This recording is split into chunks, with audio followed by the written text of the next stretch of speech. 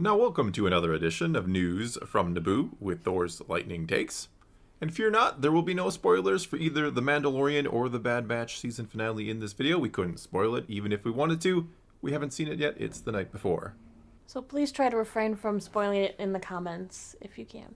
Yes, please. Alright, and let's get to today's news. Pedro Pascal did an interview with StarWars.com. Just kind of some random weird Pedro Pascal stuff. He's a little odd, isn't he? I would say yes. Not in a bad way. There's Just good odd and bad odd. way. Like good strange or bad strange. Exactly. It's good strange. Well, first thing he decided to talk about was, he said, I love walking down the street and then randomly, just forgetting myself. And then somebody passes me by and says, this is the way. Sometimes he gamely says it back as his character. Other times he says he has a little fun with it, points this way or that, and says, that's the way? Oh, this is the way. Yes, of course. We did say he was a little He is quirky. He is quirky. He seems like he'd be a very fun guy to be around. Probably, I can imagine that. Yeah, when he's not Din Djarin. Din Djarin seems boring. Let's be honest. What? No, yeah, Din he's Djarin stoic. is boring. Stoic. Like, you do not bring him to a party. Unless you want to watch him sit in a corner. With his helmet on. With his helmet on. Yeah, everybody walks past this. Eyeballing the snack table that he can't partake in. Hey, where's the bathroom? This is the way. Which way? See, he's already imagining himself doing that in his head. Then he commented on some of the moments he remembers, saying, there have been so many surreal moments. I think that there have only been surreal moments as far as this is concerned. There was meeting John and Dave before I got the job, and being invited into a room where every inch of all four walls was covered with story illustrations for the entire first season. Spoiler alert. That was something I'll never forget. Going over to the set where they were trying to experiment with screen testing different things, putting on the helmet for the first time in front of Kathleen Kennedy, no pressure, it fit like a glove. And then putting the entire costume on for the first time.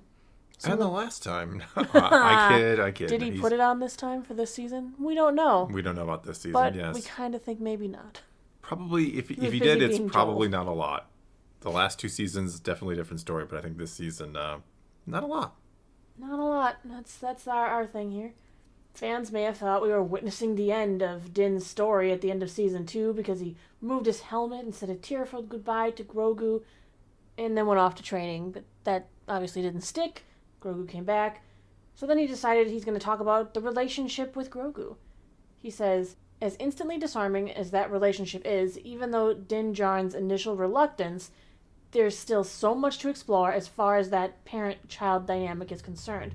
Who's teaching who? Who's protecting who? Who's saving who? There will be more of that. We know what Din wants. Din wants back in. He wants back into Mandalore. And what his heart needs is Grogu.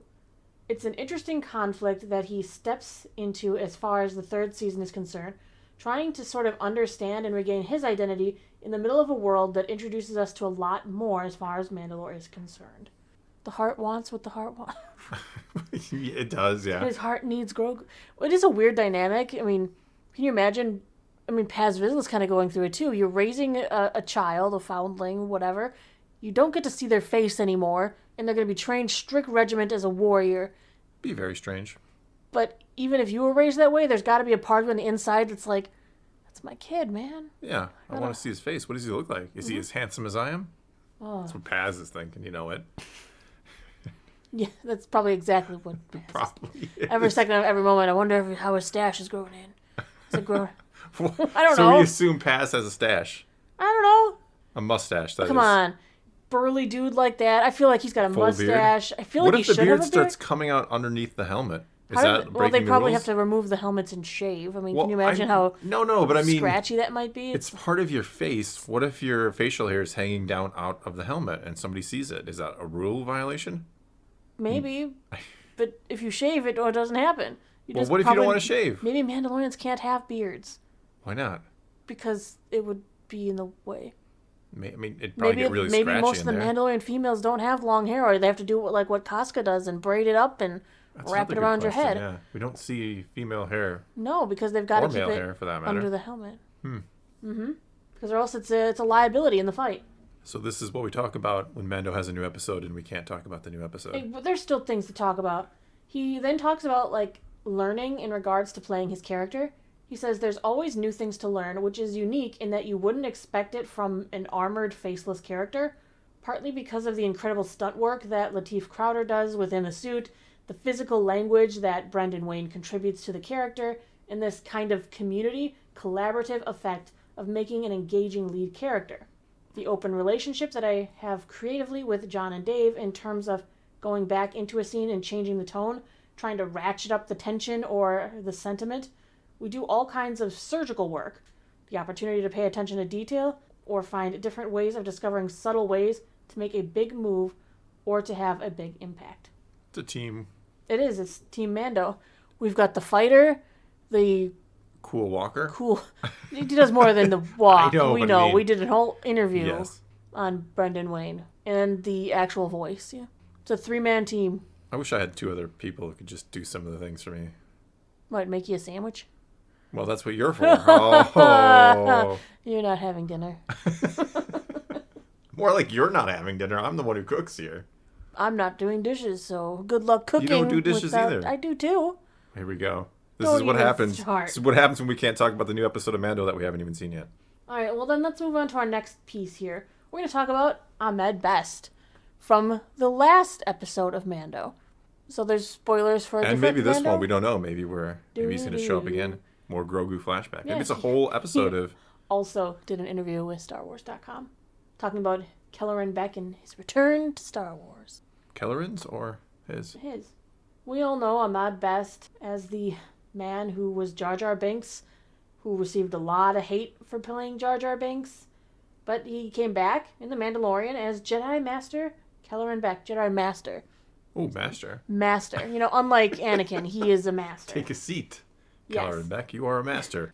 He has returned a few times to voice Jar Jar in the Clone Wars, but after all the hate and abuse kind of he received from the character, he was very nervous about returning to Star Wars, returning to the main screen, the fandom. He says, honestly, I had to think about it. I've been in the Star Wars world for such a long time, and my story is such a roller coaster ride of emotions, so coming back to Star Wars wasn't an easy decision for me. It wasn't something I could have immediately said yes to. I did have to marinate over it for a bit. I mean, I was excited. I don't think people really understand how much I care about Star Wars. Like, I really care. I really, really care about the storytelling, about the mythology, about the fans. I really want Star Wars to deliver, and if I become an obstacle to that, then I shouldn't be in it. I don't want to be bigger than the story. I don't want to be bigger than the mythology. I want to contribute. I want to add to it. So it took me a minute. I'm liking it more and more with this answer. I was still nervous, but it was really Jon Favreau and Dave Filoni and being with them that made me want to come back. As soon as I put on the robes for my first costume test and I walked on to get approval from Jon and Dave, they handed me a lightsaber and I was like, oh, I'm in this. And boom, Kellerman Beck came alive. Very cool. And I mean, in a way, I think the irony is, I think he does distract from the story, but I'm not upset about it. No. I mean, I'm not upset about it, but it was very like, I was cheering for Ahmed Best. I wasn't cheering for Kellerman Beck. But there are people who don't A lot together of people didn't Jar Jar know. with Kellerman Beck, with that Jedi Master.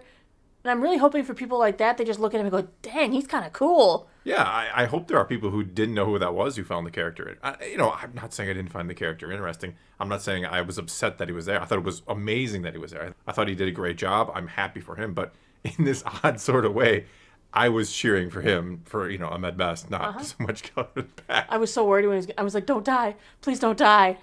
He's probably going to. No. Let's get back to the article.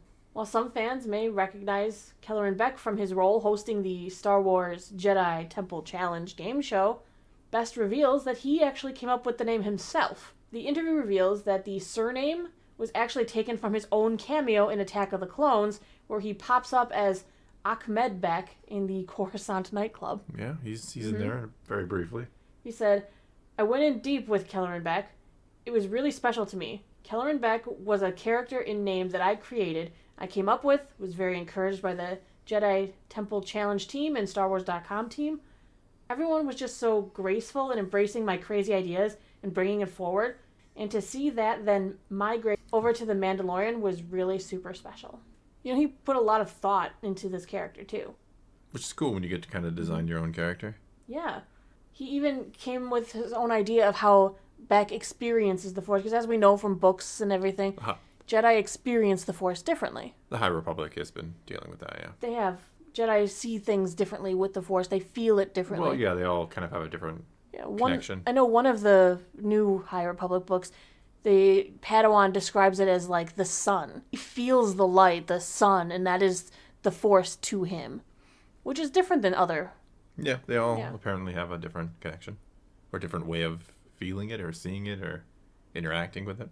He says, to me the Force is not just this thing that Jedi tap into when they want to throw something heavy. The Force is a thing that is constantly moving. You're always interacting with it.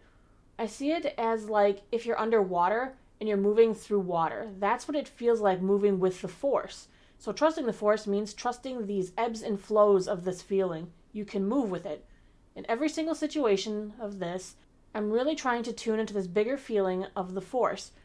When I'm getting attacked by clone troopers, I feel them coming. The waves of the Force are moving me before they even show up. So I know what's about to happen because I feel the wave, and then I can react to the wave.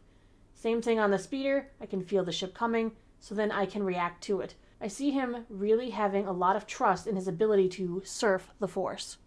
Surf in the Force.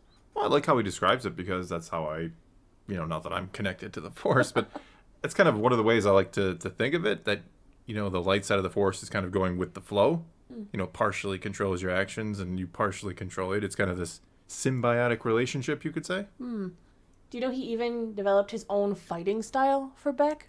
Oh. Yes. He, Ahmed Best, studied martial arts himself for 40 years. So he decided the form that Kellerman Beck would fight in is heavily inspired by Bruce Lee and the style of the unknown, which helps allow him to adapt to any situation.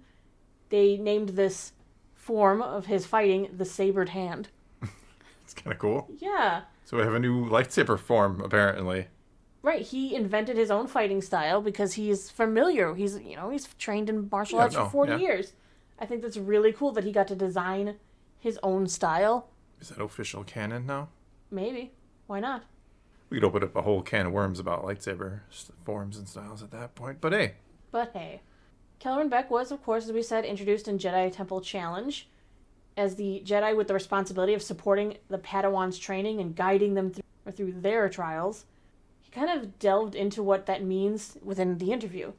He said, I see Kelleran as this journeyman Jedi who becomes a professor, who wants to be a teacher. Not a reluctant teacher, not someone who's thrown into teaching, who wants to influence, who wants to show Padawans how to become a greater version of themselves. So he's a professor. Professor Kellerman Beck. You're Jedi a Master. Jedi, youngling. Jedi Master Professor. I like the title.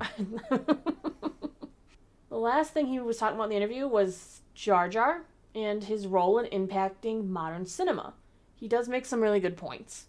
He says, being a part of Star Wars has been a dream come true since 1997 when I first was cast by George Lucas.